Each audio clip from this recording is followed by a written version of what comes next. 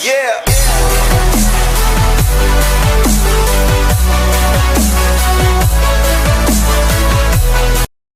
Dengan adanya Kesultanan Banten, kemudian Sunda Priangan, itu ada kerajaan Pakuan di Bogor, kerajaan Pajajaran di Bandung, dan kerajaan Sumedang Larang di Sumedang.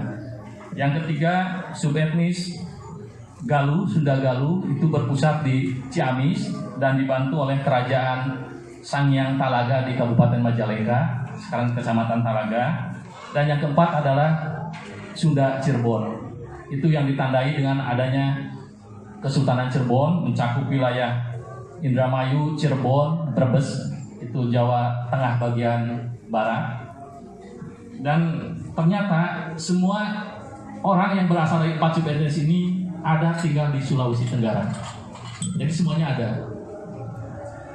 Untuk menjalin silaturahmi dan menyampaikan aspirasi masyarakat Sunda di Provinsi Sulawesi Tenggara, bermula dari Ibu Mita.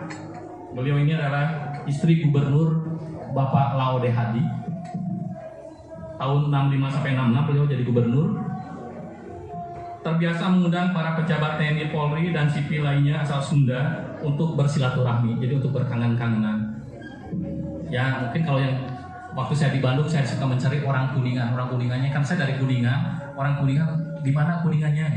Nah sekarang di Sulawesi Tenggara, mencari orang Sundanya di mana? Biasa. Kalau Pak Jenny karena lama tinggal di Jerman, mencari orang Indonesia di mana? Orang Indonesianya orang Papua.